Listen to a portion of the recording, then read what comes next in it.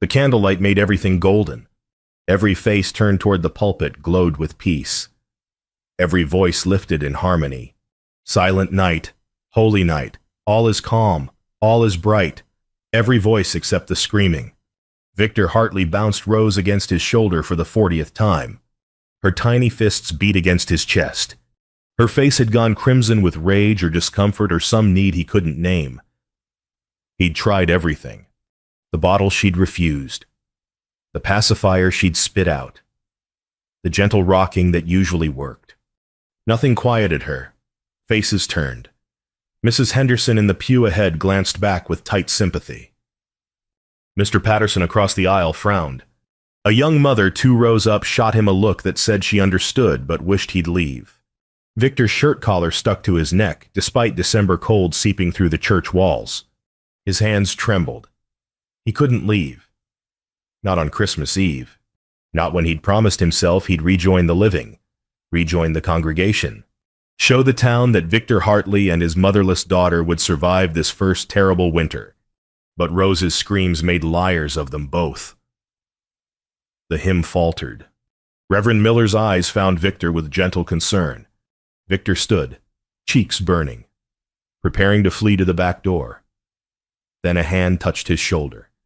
"May I?" The voice came soft as falling snow. Victor turned. Katherine Wells stood beside his pew, her face half shadowed by the brim of her bonnet. The widow who always sat alone in the back corner. The woman whose name he knew only from overheard gossip. "I don't—" Victor started, but Katherine's arms were already reaching. Her hands received Rose with the practiced confidence of someone who'd held countless babies. Victor released his daughter. Expecting the screams to intensify, they didn't. Rose's cries choked off mid-wail. She hiccuped once, twice, then silence. Her tiny fists uncurled from their furious clench and grabbed Katherine's shawl instead. She nestled against the stranger's shoulder as if she'd known her forever. The congregation's rustling stopped. 50 faces watched the miracle. Victor stared at his daughter, stunned. Rose's eyes drifted closed. Her breathing steadied. Katherine swayed slightly, her own eyes closing, and began to hum along with the hymn. Victor sank back onto the wooden pew. Relief flooded him first, then something sharper shame. His own daughter had rejected every comfort he offered, but quieted instantly for a woman whose name he barely knew. What did that say about him? What did Rose sense that he lacked? Katherine held Rose through the final verses. She held her through Reverend Miller's benediction about light coming into darkness, about God's grace arriving in unexpected forms. She held her through the closing hymn, swaying in time, one hand supporting Rose's head with such tenderness that Victor's throat tightened. When the service ended and neighbors began filing out into the winter night, Victor stood. He approached Katherine, words tangling on his tongue. "I don't know how to thank you." He managed. "She hasn't stopped crying for an hour." Katherine looked down at Rose, still peaceful in her arms. Her eyes shimmered with unshed tears. "She's beautiful," Katherine whispered. Then, before Victor could respond, she placed Rose carefully back into his arms and fled. She moved through the dispersing crowd like smoke, out the door and into the darkness. Rose stirred against Victor's chest but didn't wake. He stood holding his sleeping daughter, watching the door close behind Katherine Wells, knowing nothing about her except this: she'd saved him tonight. And something in her face suggested she'd needed the saving just as much. The churchyard emptied slowly. Neighbors clustered near the doorway, pulling coats tight against December wind. Victor lingered inside, Rose heavy and warm in his arms, unwilling to risk waking her with sudden cold. Through the window, he watched Katherine Wells walk alone down the street. She didn't join any group, didn't stop to exchange Christmas greetings, just kept walking. Head down, shawl wrapped tight. Quite something, wasn't it? Mrs. Henderson appeared at his elbow. Her voice carried that particular tone of women who knew secrets. Katherine Wells hasn't held a baby since her own died 3 years back. Broke her completely. Victor's chest constricted. I didn't know. Winter fever took little Emma at 6 months. Same age as your Rose. Mrs. Henderson's voice softened. Her husband blamed her. Said she didn't keep the house warm enough. He left come spring. Katherine's been alone ever since, sitting in that back pew every Sunday like she's punishing herself. The information settled over Victor like fresh snow. 6 months old. The same age. No wonder Katherine's hands had known exactly how to hold Rose. No wonder her eyes had filled with tears. She did me a great kindness tonight, Victor said quietly. Mrs. Henderson nodded. Maybe you did her one too, letting her hold a baby again. She patted his arm. Merry Christmas. Victor, give Rose a kiss for me. Victor walked home through empty streets. Snow had begun falling, soft and silent. Rose slept against his chest, her breath warm through his shirt. He thought about Katherine Wells sitting alone in a boarding house room tonight. Thought about her daughter, dead 3 years. Thought about the way Rose had somehow known to be still in Katherine's arms. Inside his house, he laid Rose in her cradle. She didn't wake. The fire had burned low. He built it up again. Watching flames catch and spread, the house felt too big tonight, too empty. Sarah's rocking chair sat motionless by the hearth. The silence pressed down, but something had shifted. Some door had cracked open. Victor sat in the stillness and made a decision. Tomorrow, when folks were visiting and calling, he'd find Katherine Wells. He'd invite her to tea. Not for himself, he told himself, for Rose. The baby needed a woman's touch. That was all. Just practical kindness. He rehearsed the words in his mind. Mrs. Wells, would you join us for tea? My daughter seemed so peaceful with you. I thought perhaps you might visit sometime. Simple words, a simple invitation. But his hands shook as he banked the fire for the night. The invitation, once extended, couldn't be unspoken. Once that door opened fully, what else might walk through outside? Wind rattled the windows. Inside, Rose slept peacefully for the first time in weeks. Victor climbed the stairs to his empty bed and tried not to think about what tomorrow might bring. Morning came gray and cold. Rose woke hungry and Victor fed her, changed her, dressed her in the little gown Mrs. Chen had sewn. Christmas Day stretched ahead, shapeless. No family remained to visit. No traditions survived Sarah's death except these wake. Tend the baby. Survive until nightfall. He stood at the parlor window, Rose on his hip, watching neighbors walk past toward Christmas dinners at warmer houses. The Pattersons, the Hendersons, the Millers with their 4 children bundled like packages. Everyone had somewhere to be. Victor had this walls that remembered Sarah in every corner. Silence that pressed like fists. Rose grabbed his collar and babbled, not crying, just talking in her wordless language. 6 months old today. Half a year since Sarah's last breath became Rose's first. How did a man reconcile that joy and grief in the same moment? Life purchased with life. He'd held Sarah's hand while she bled. Held their daughter while Sarah's eyes closed. The doctor had said the words, but Victor didn't hear them. Couldn't hear anything except Rose's wail and his own heart breaking so loud it drowned the world. 6 months of managing. 6 months of neighbor women bringing casseroles, offering help. Eventually stopping when Victor didn't encourage their visits. He'd learned to heat bottles, change diapers, soothe nightmares, his own and Rose's. He'd kept them both alive. That counted for something. But last night had exposed the truth. He couldn't comfort his own daughter. A stranger's arms had succeeded where his failed. What did that make him? What kind of father was he? Rose squirmed. Victor carried her to the kitchen, set her in the basket Mrs. Henderson had lent. He made coffee with mechanical precision. 1 scoop, 2, 3. Boiling water. Wait. The routine held him together when nothing else could. He thought about Katherine Wells, about her daughter Emma, dead 3 years. About winter fever and blame and a husband who'd abandoned her to grief. About sitting alone in the back pew every Sunday, punishing herself for something that wasn't her fault. What if helping Katherine helped Rose too? What if Rose needed what Katherine needed, a chance to heal? Together, the coffee tasted like ash. Victor dumped it, made another cup. Outside. Snow fell harder. He thought about waiting, about letting Christmas pass, about staying safe in his grief where nothing new could hurt him. But Rose deserved more than a father who simply survived. She deserved someone who remembered how to live. Victor pulled on his coat. The boarding house was 10 minutes away. He'd find Katherine Wells today. He'd invite her to tea tomorrow.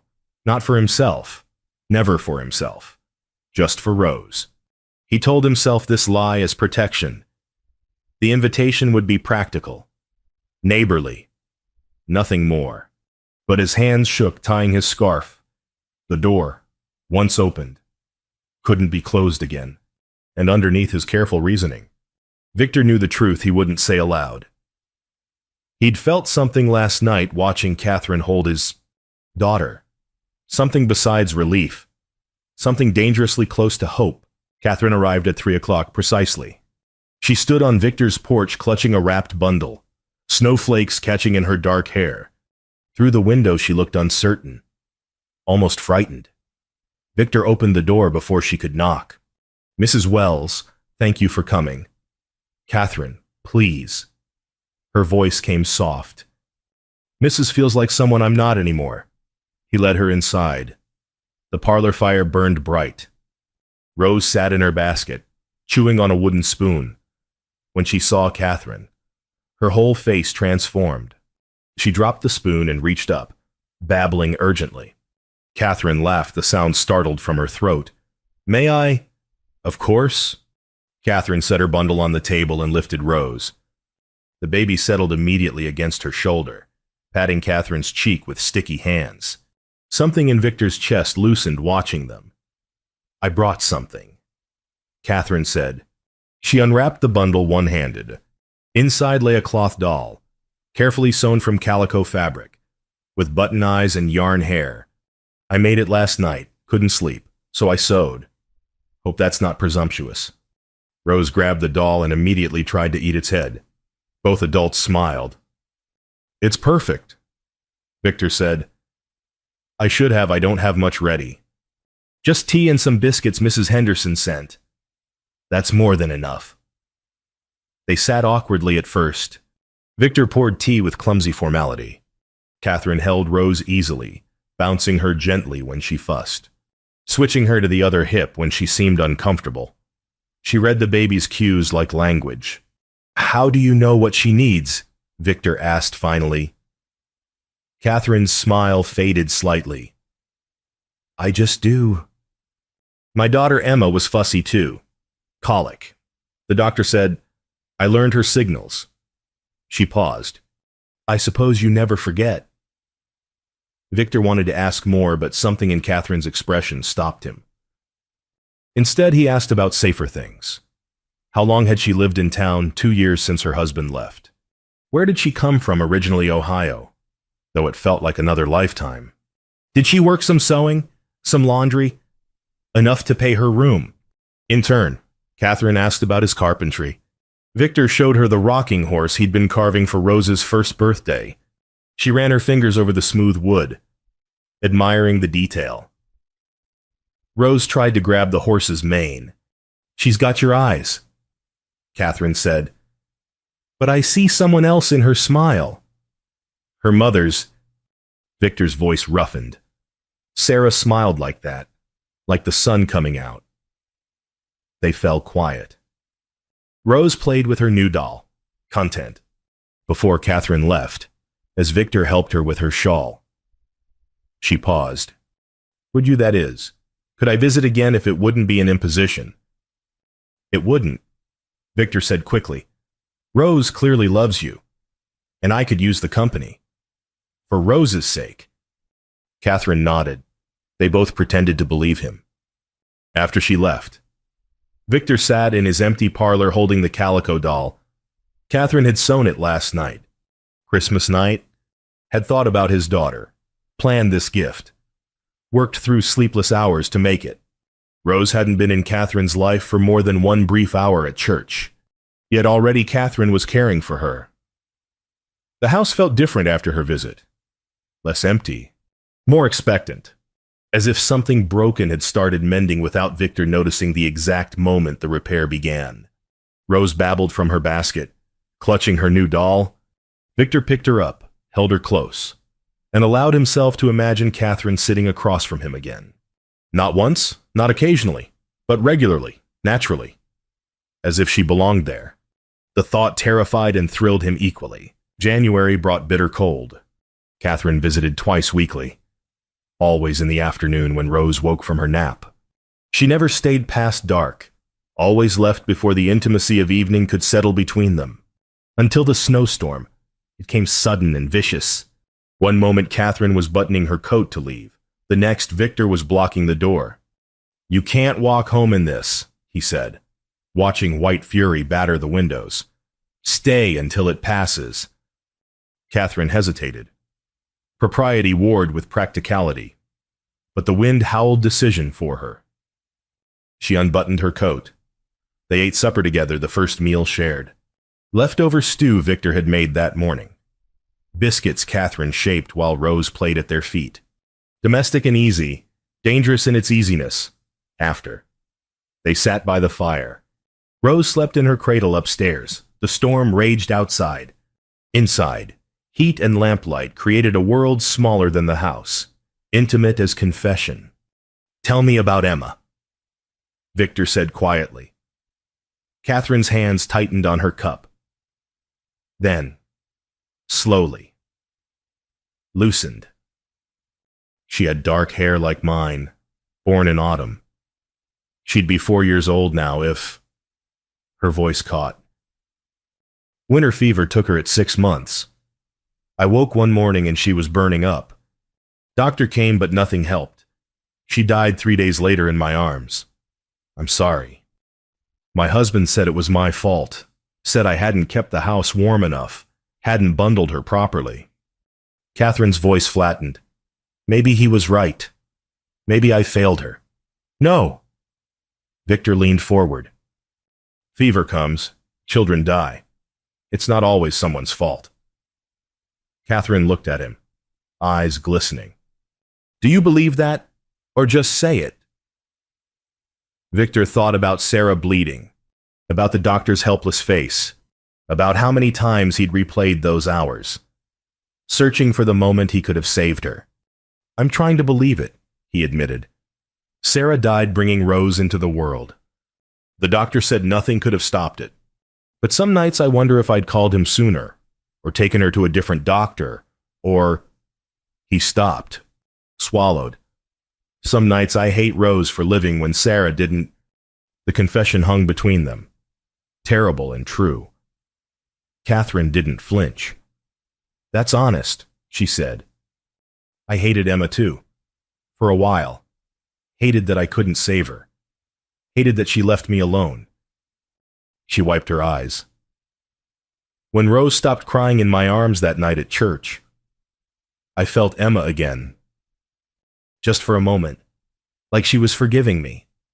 Like holding your daughter was permission to forgive myself. Victor's throat tightened. I thought you were replacing her. Using Rose to fill the emptiness. Maybe I was. Maybe I am. Katherine met his gaze. Does that make it wrong? No. Victor reached across the small distance between their chairs. His hand found hers. It makes it human. They sat holding hands while the fire burned low and the storm thrashed against the walls. They talked about Sarah and Emma, about joy and guilt, about the impossible weight of surviving when those you loved didn't. They cried together. Victor couldn't remember the last time he'd wept in front of another person. The release felt like breaking and healing simultaneously. When Katherine finally rose to leave, the storm had gentled to steady snow. Victor walked her to the door. Stay for supper again, he said. Whenever you can. I mean it. Katherine nodded. She touched his arm briefly, then stepped into the winter night. Victor watched her walk away, her figure disappearing into whitened darkness. Back inside, the house felt warmer somehow, less haunted. As if naming the dead had given them permission to rest, Victor climbed the stairs and checked on Rose. She slept peacefully, unaware that tonight her father and the woman who'd held her on Christmas Eve had shared grief like communion wine, had made each other a little less alone. But underneath relief, fear stirred. Victor had opened his heart tonight, let Katherine see his worst truths, and she hadn't fled. That terrified him more than anything, because now he wanted her to stay, not just for Rose, for himself. And wanting meant risking loss again, risking another death, another grief. He wasn't sure he'd survive that twice. February dragged cold and gray. Katherine visited 3 times weekly now. Rose lit up whenever she arrived. The baby had started calling her Mama, or something close enough to break hearts. Katherine always corrected gently. I'm Katherine, sweet girl, just Katherine. But her eyes filled each time. Victor stopped noticing the correction.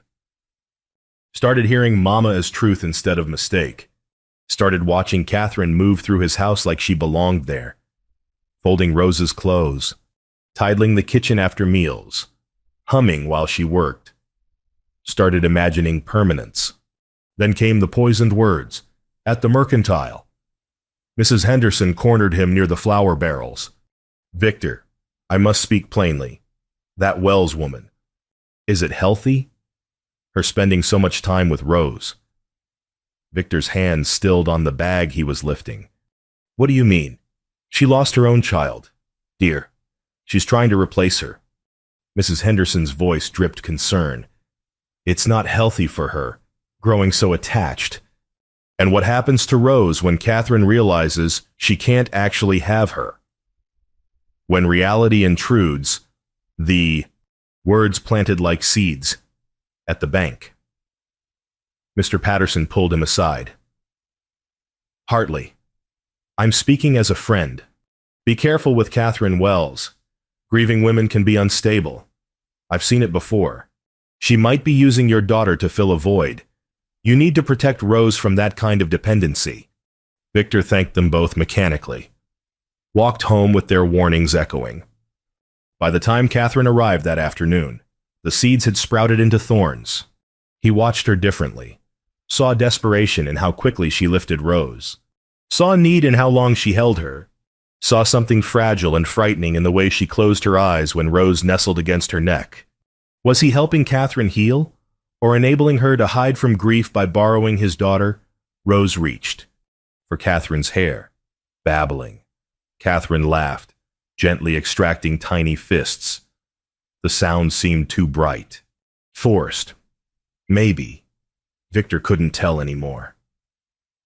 Katherine, he said slowly, can we talk? She looked up, read something in his face. The smile faded.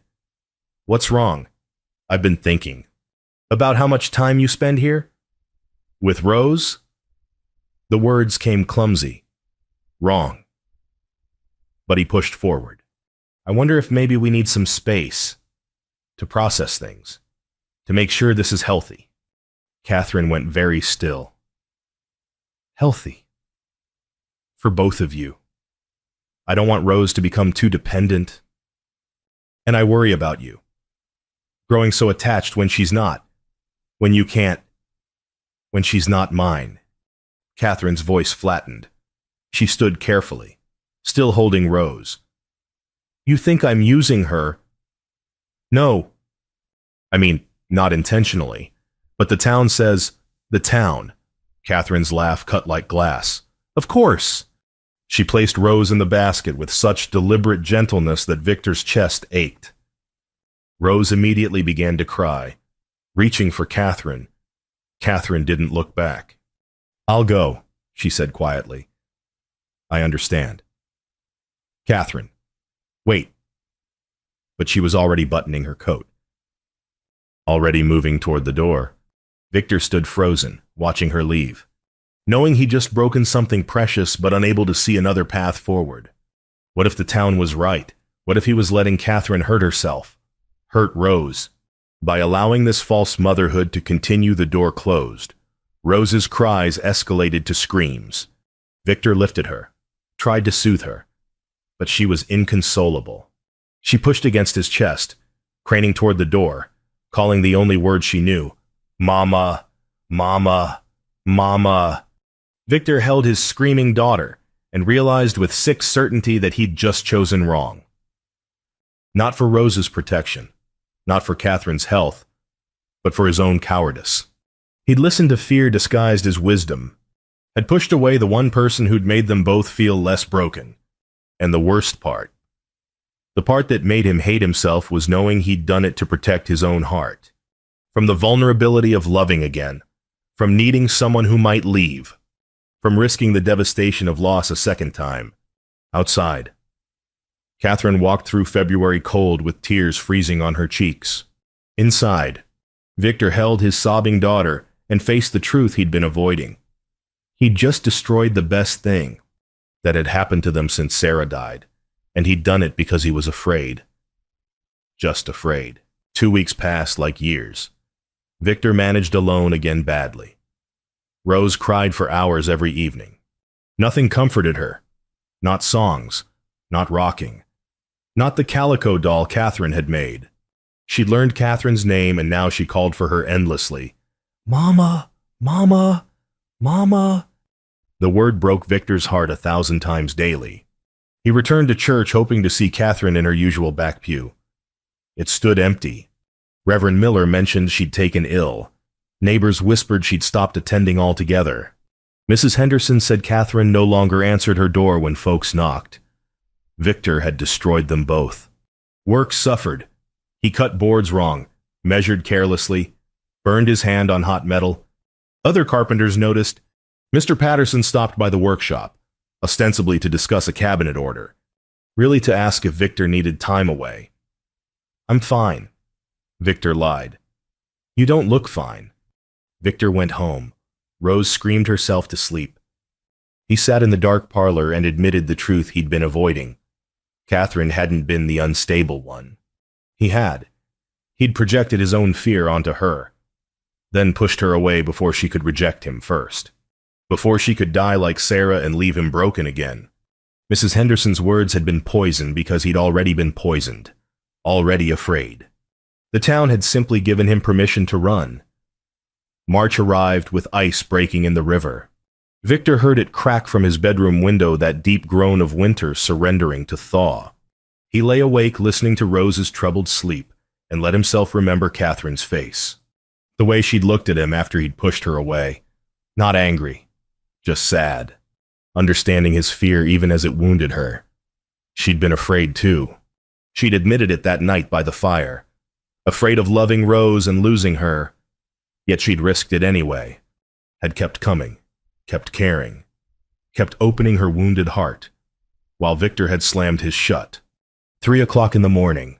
Rose whimpered in her sleep. Victor rose, checked on her, tucked her blanket tighter. Downstairs. He built up the fire and sat watching flames consume wood, turning solid things to ash and heat. Transformation through burning. He said it aloud to the empty room. "I didn't push her away to protect her. I pushed her away to protect myself." The admission didn't absolve him, but it clarified things. The town's judgment wasn't his truth. Their fears weren't his. And Katherine's grief, her beautiful, aching willingness to love Rose despite risk that wasn't sickness. That was courage. Something Victor had lost but could reclaim. Dawn came gray and cold. Victor dressed carefully, made coffee, fed Rose, who ate listlessly, put her in her good dress and bundled her against wind. "We're going to see Katherine," he told his daughter. Rose's eyes widened. She grabbed his collar and said the word hopefully, "Mama." "Yes." Victor said. Then, correcting himself with the truth he should have spoken weeks ago. "Yes, Mama." The walk to Katherine's boarding house felt like walking into battle. The kind fought in hearts. The kind where surrender was victory. Victor rehearsed words, confessions, and apologies and pleas, but underneath them all, one simple truth: I was wrong. I need you. Not for Rose. For myself. The morning sun broke through clouds as he reached her door. Spring's first promise. Winter ending at last. Victor knocked and prayed she'd answer. Prayed she'd give him one more chance to choose courage over fear. To choose love despite its risks. The door opened. Katherine stood backlit by thin sunlight, her face pale and uncertain. Victor's heart cracked seeing her. Cracked and began, finally, to heal. "Katherine," he said, "I need to tell you something." Katherine's room was small and spare, a narrow bed, a single chair, a table with sewing scattered across it. She stood in the doorway blocking entry, guarding herself. "You don't need to," she started. "I do." Victor shifted Rose to his other hip. "Please, let me say this." Katherine stepped back. Victor entered. Feeling too large for the small space, he set Rose down. She immediately crawled toward Katherine, grabbing her skirt, pulling herself upright. "I was wrong," Victor said without preamble. "About everything. I listened to fear theirs and mine. I told myself I was protecting you and Rose, but I was protecting myself." Katherine lifted Rose automatically, muscle memory overriding caution. The baby patted her cheeks, babbling happily. "From what?" Katherine asked quietly. "From needing you." The words came raw. "From loving you. From risking that when you died or left or stopped loving me back, I'd have to survive grief again. And I'm not strong enough for that twice." Katherine's eyes filled. "Victor, let me finish." He stepped closer. "You lost Emma. Your husband blamed you and left. You've lived with that pain for 3 years. And when Rose came into your life, you didn't run from the risk. You embraced it, loved her despite knowing you might lose her too. That's courage I don't have." "You're wrong." Katherine's voice broke. "I was terrified. Still am. Every time I hold Rose, I think about Emma. Wonder if loving another child betrays her memory. Wonder if I'll survive losing someone again." She wiped her eyes with her free hand. "But Rose needed me, and I needed her, so I risked it. I know." Victor reached out, touched Rose's hand where it rested on Katherine's shoulder. "And I punished you for that courage because I didn't have it myself." They stood close now, Rose between them, holding them together. Outside, March wind rattled the window. Inside, something cracked open. Something that had been frozen since Sarah died. Since Emma died. Since 2 broken people decided safety mattered more than connection. "I don't want to be your convenience," Katherine whispered. "Your hired help. The woman who soothes your daughter so you don't have to—" "You're not."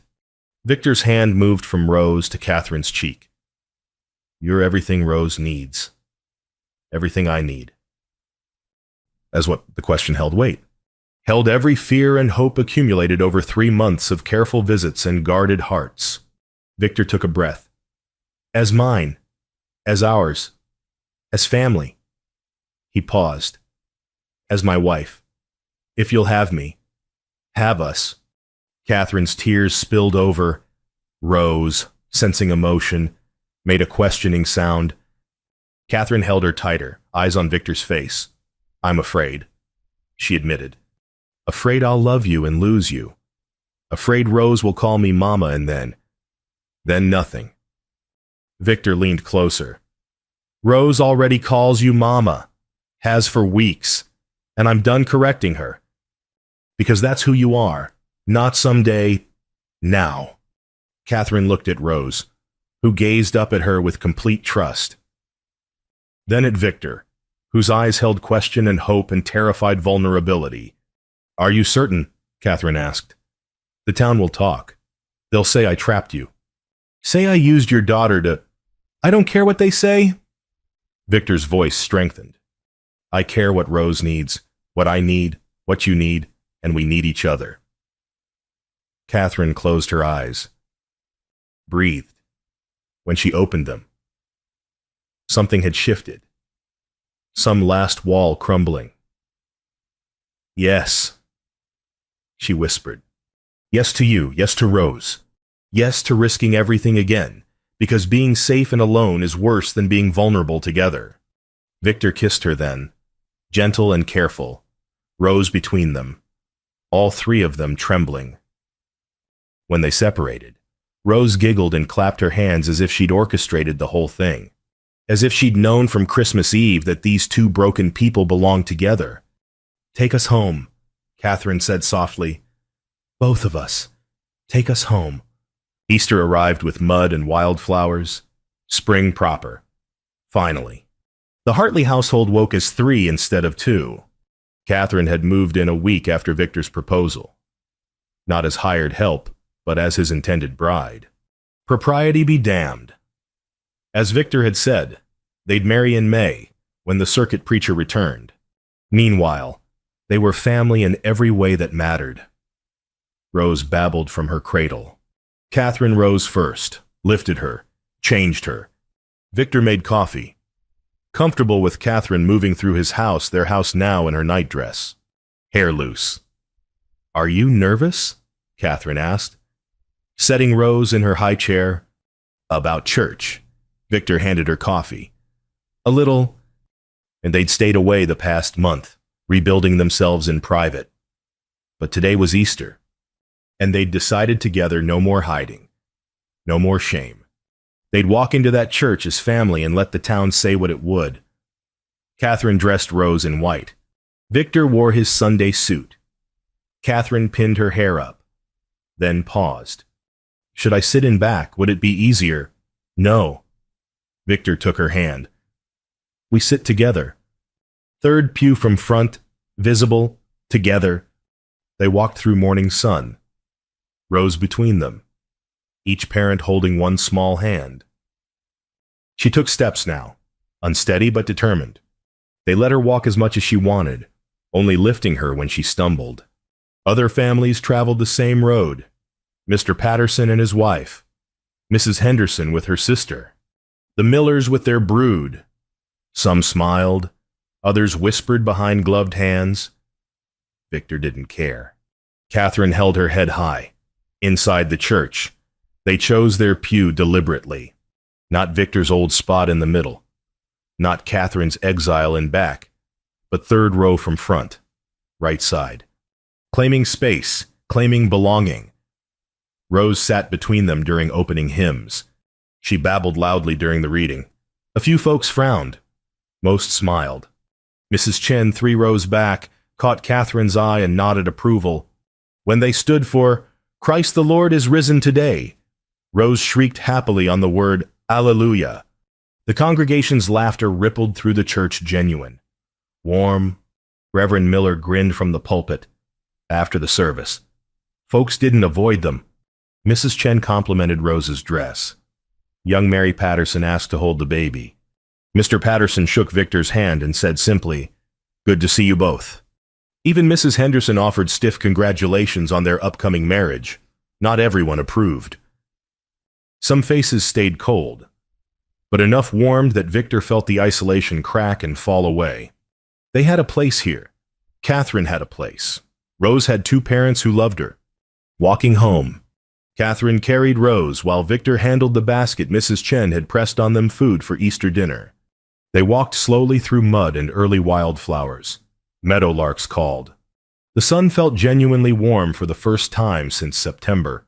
At their gate. Victor paused, set down the basket, turned to Katherine.